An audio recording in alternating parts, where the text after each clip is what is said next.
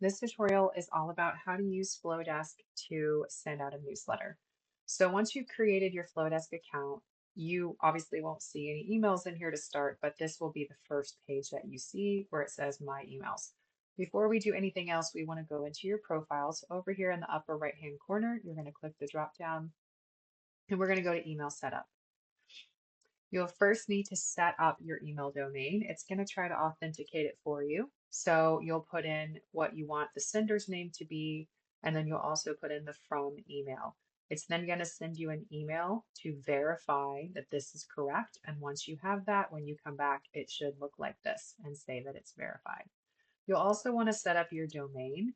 So you can do that right here. You can verify your domain based on the ending of your email.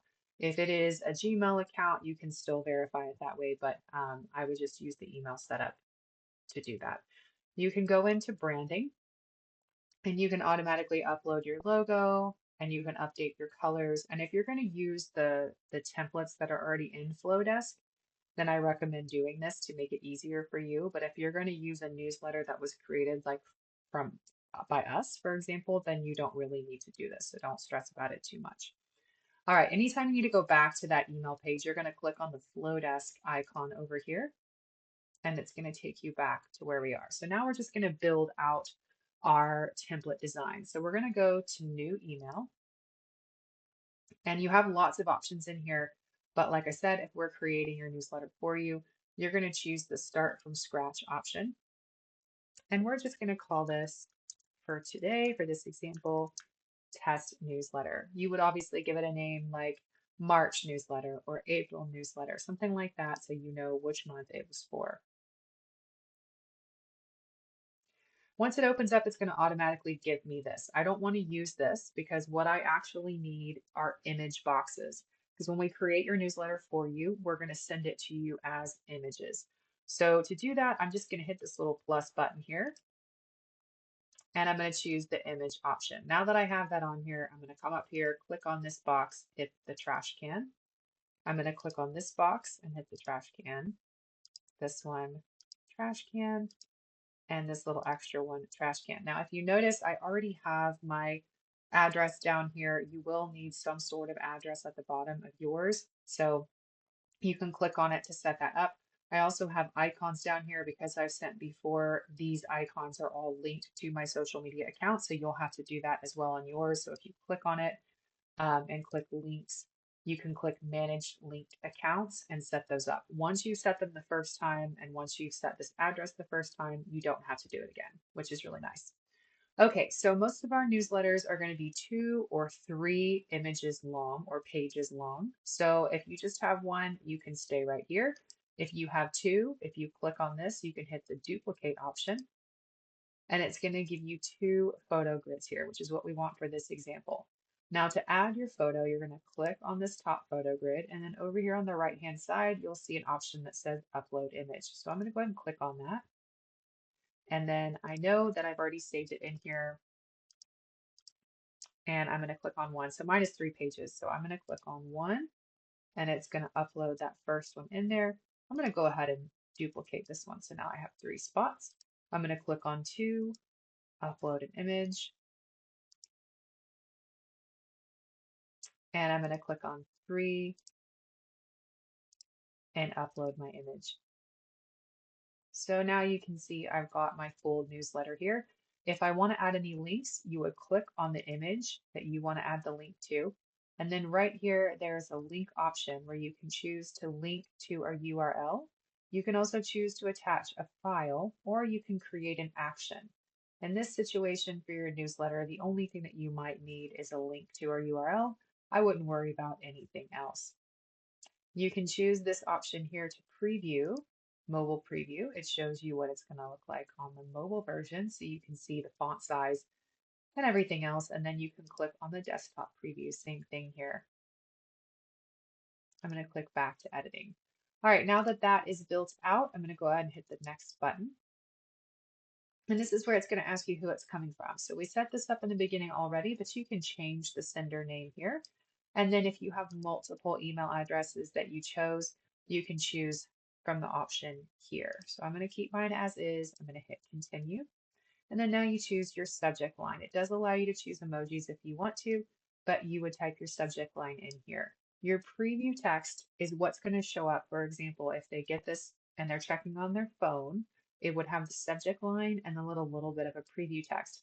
So your subject line would be something about, you know, what's going on in March 2025 or my newsletter, whatever you want to call it. Your preview text would say something like, read more to find out what's going on in March, something like that. It's just a little clip. It doesn't need to be long. It should be short, just a little bitty clip. After you've added that, you're going to hit continue. And this is where you choose your recipient. So I am going to go back and show you how to do this. You can add them as an individual, you can upload a CSV, or you can add segments. Segments is what we're going to do here in a second, but for the sake of completing this, I'm just going to choose my segment, hit save, and then I'll hit continue.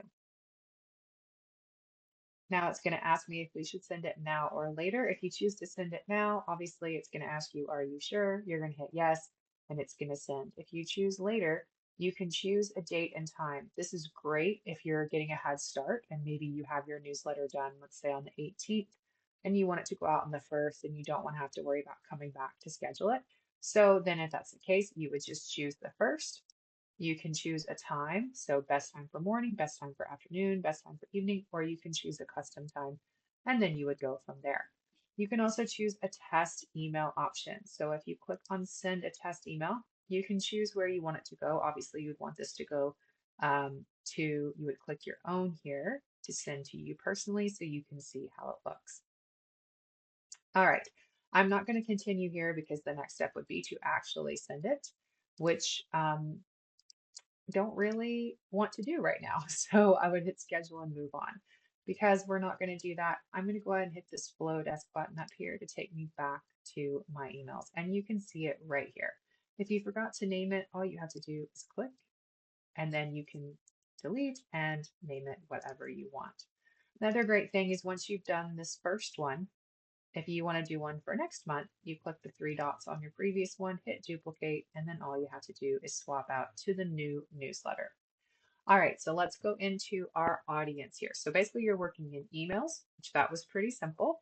And then you're going to work in audience. So we're going to click on audience over here. You can see all your subscribers or your clients, but we're going to go over here to segments. These are where you group everybody. So for me, I have it in classes. For you, you might have a group that says buyers, maybe a group that says sellers, or maybe you have a group that says past clients and another one that says leads or potential clients. You can group these however you want to, but how you're going to add it is you're going to hit new segment over here. We're just going to call this past clients for fun. And you can choose any color, it does not matter. And then I'm going to hit save. And you're going to see it right here. So now when I click on that, you'll see that there's nobody in here. We need to add it. So how you add it is either as an individual or a CSV file. If you already have a spreadsheet of this, I recommend only pulling the first name, last name, and the email for FloDesk. There are other CRMs or other platforms where you can add in, birthdays or things like that. But for FloDesk, you really just need first name, last name, and email. So you can upload your CSV file here and it will add all of your subscribers in here. Now thinking back to our email when we were going to send it and it asked for our segment, you would just type in past clients, you would see that group pop up, you would select it, and it's going to tell you how many people are in that group and how many people your newsletter is being sent to. I know this was very quick, but I hope it helped. You can always reach out if you need additional help. We're here for you.